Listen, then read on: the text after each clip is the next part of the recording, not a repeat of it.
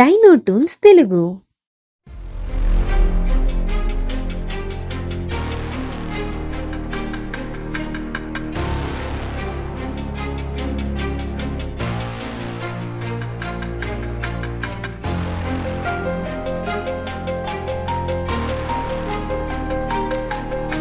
ఒక పెద్ద ఎడారిలో ఒక రాజు ఉండేవాడు.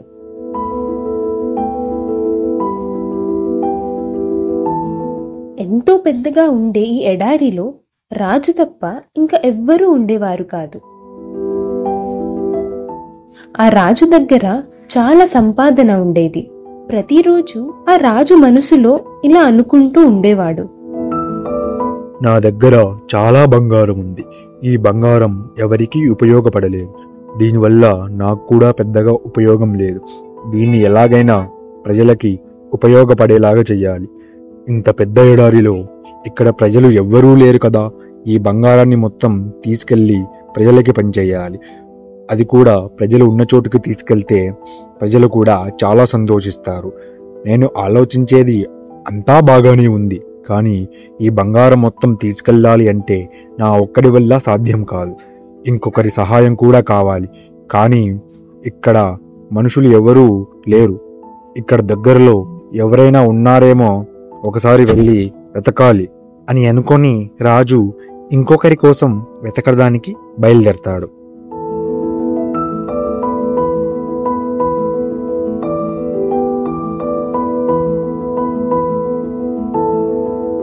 అలా ఆ రాజు ఎడారి మార్గంలో వెళ్తూ ఉండగా ఆ రాజుకి ఓ వ్యక్తి కనిపిస్తాడు.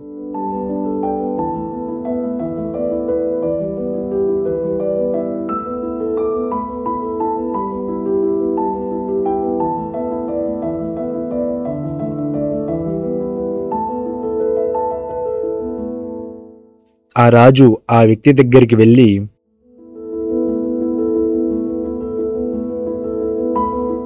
నేను ఈ ఎడారికి ఒక రాజుని, నాకు ఒక కోట కూడా ఉంది అని అంటాడు.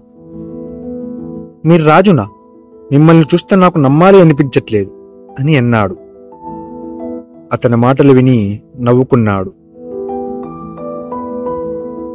నువ్వు నమ్మకపోతే నాతో ఒకసారి కోటకు వచ్చి చూడు, నేను రాజునని నీకు తెలుస్తుంది అని బదులిచ్చాడు. దానికి ఆ వ్యక్తి, ఏంటి, నేను నీతో కోటకు వచ్చి చూడాలా? అసలు ఇక్కడ నాకు తెలిసినంత వరకు ఈ ఎడారిలో ఎక్కడా కోట అనేది లేదు. నువ్వు కోట ఉంది అంటున్నావు, నిన్ను నమ్మి ఎలా రావాలి అని అంటాడు. అప్పుడు రాజు ఇలా అంటూ, నిన్ను నేను నా కోటికి తీసుకెళ్తా, నువ్వు నాతో వస్తావా అని అడుగుతాడు. నువ్వు నాతో వస్తేనే కదా కోట ఉందో లేదో తెలిసేది అని ఆ వ్యక్తితో అంటాడు.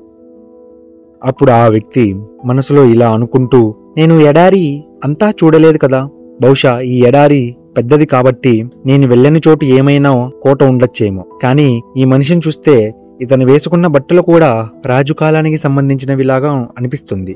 ఏమో, ఒకసారి ఇతనితో వెళ్లి చూస్తే తెలుస్తుంది కదా అని అనుకొని, నేను నీతో కోటకు వస్తాను అని రాజుతో అంటాడు. ఆ వ్యక్తి చెప్పే మాటను విని రాజు చాలా సంతోషిస్తాడు.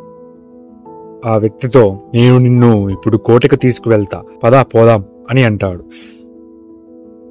నేను కోటకు వస్తాను, అక్కడ కోట లేదనుకో నేను ఏం చేస్తానో నాకే తెలియదు అని బదులిస్తూ ఆ రాజుతో కోట దగ్గరికి బయలుదేరతాడు.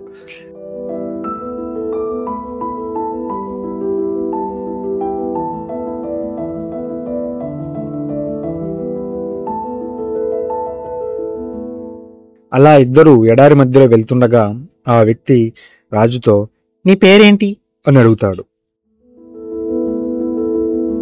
అప్పుడు ఆ రాజు, నా పేరుతో నీకేం పనుంది చెప్పు, అయినా నా పేరు తెలుసుకుని ఏం చేస్తావు అని అంటాడు.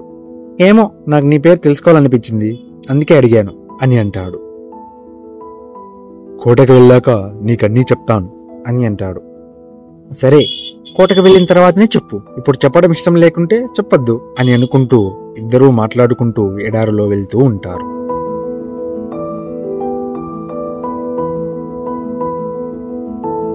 అలా వాళ్ళు కోట దగ్గరికి చేరుకుంటారు.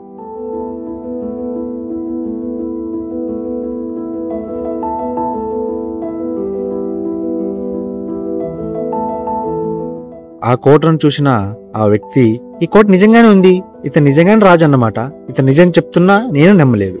రాజుగారు, మీరు నిజంగానే రాజు, ఇప్పుడు నేను నిన్ను నమ్ముతున్నా అని అంటాడు.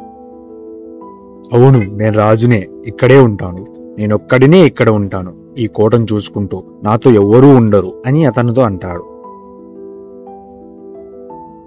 అవునా రాజుగారు, కానీ రాజంటే మీ చుట్టూ మంత్రులు, సేనాధిపతులు, భటులు అందరూ ఉంటారు కదా, కానీ మీరేంటి ఇంత పెద్ద కోటలో ఒక్కరే ఉండడం, చెప్పండి అని అడుగుతాడు. ఇప్పుడెందుకు అదంతా, తరువాత చెప్తా, కానీ లోపలికి వెళ్దాం పద అని అంటాడు. సరే రాజుగారు, వెళ్దాం పదండి అంటూ కోట లోపలికి బయలుదేరతారు.